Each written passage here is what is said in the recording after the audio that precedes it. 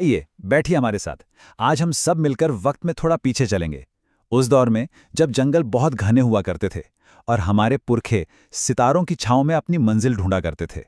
देखिए, हर परिवार की, हर गोत्र की अपनी एक कहानी है। और ये सारी कहानियां इसी मिट्टी से, इन्हीं पेड़ों और नदियों से जुड़ी हुई हैं। को समाज में हर नाम का एक गहरा मतलब होता है, एक पूरा का पूरा इतिहास। ये सिर्फ एक पहचान भर नहीं है, बल्कि हमारे पुरखों की छोड़ी हुई विरासत का एक जीता जागता टुकड़ा है। ये हमें हर पल याद दिलाता है कि हमारी जड़ें कहाँ हैं। अब इन कहानियों को अगर ठीक से समझना है, तो पहले हमें उस बुनियाद को समझना होगा जिस पर हमारा पूरा समाज खड़ा है। यह है हमारी गोत्र व्यवस्था। और ये कोई मामूली प्रणाली नहीं, बल्कि हमारे जीने का तरीका है। हर गोत्र का ना अपना एक पवित्र चिन्ह होता है, जिसे हम टोटम कहते हैं। ये कोई जानवर हो सकता है, कोई पेड़ पौधा, या कुदरत की कोई भी चीज।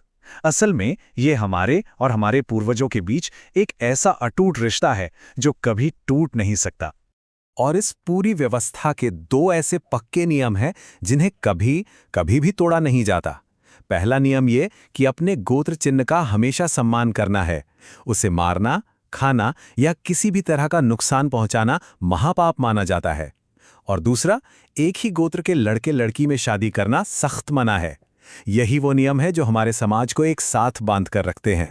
तो चलिए अब उन कहानियों की तरफ चलते हैं जो हमें बताती हैं कि कैसे इस जंगल ने हमें हमारी पहचान सौंपी।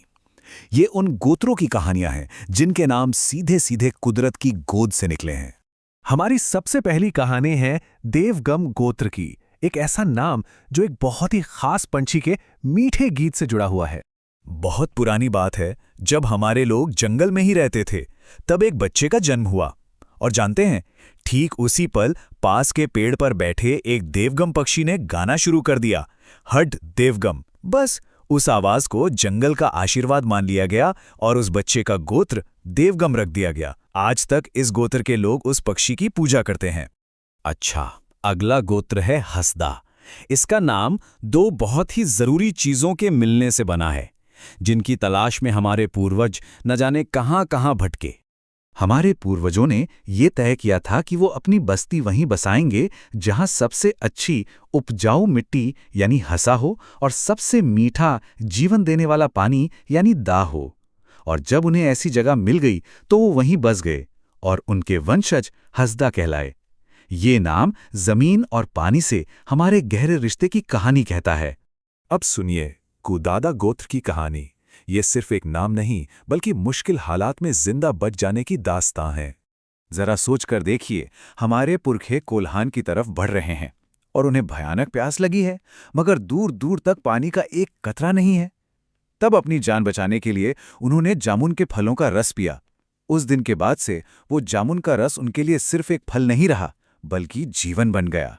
और बस वहीं से उनका गोत्र कुदादा पड़ गया। ऐसी ही एक और मिलती जुलती कहानी है प्यास और शुक्रगुजारी की, लेकिन इस बार पानी का स्रोत कुछ और था। जामुदा का सीधा सा मतलब है झरना। हुआ यूं कि एक मां ने 3 बच्चों को जन्म दिया था और वो प्यास से बेहाल थी। तब उसने पास के एक झरने का मीठा पानी पीकर अपनी जान बचाई। उस जीवन देने वाले झरने का धन्यवाद करने के लिए उसने अपने पहले बच्चे का गोत्र ही जामुदा रख दिया। हमारी कुछ कहानियां सिर्फ एक जगह की नहीं हैं, बल्कि लंबे लंबे सफर की दास्तां हैं।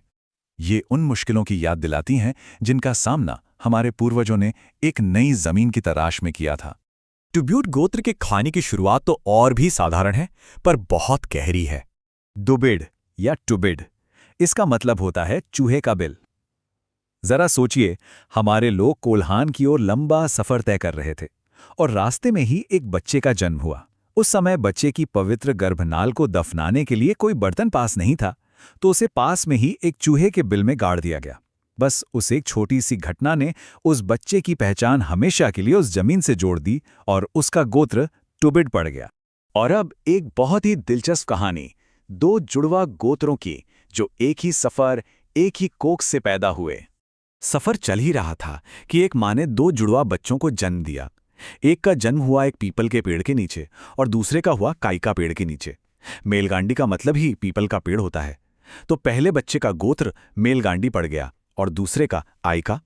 देखिए, 2 अलग अलग गोत्र पर कहानी एक। जड़ एक, जो हमेशा के लिए उन पेड़ों से जुड़ गई जिन्होंने उन्हें पहली बना दी।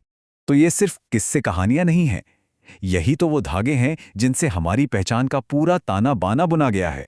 हर नाम में एक सीख छुपी है, एक सबक। देवगम हमें सिखाता है कि प्रकृति के इशारों को सुनो। हसदा याद दिलाता है कि हमारा घर वहीं है जहां मिट्टी और पानी हमें जीवन दे सकते हैं। और कुदादा हमें बताता है कि कितनी भी बड़ी मुश्किल क्यों ना हो, प्रकृति हमेशा हमारा सहारा बनती है।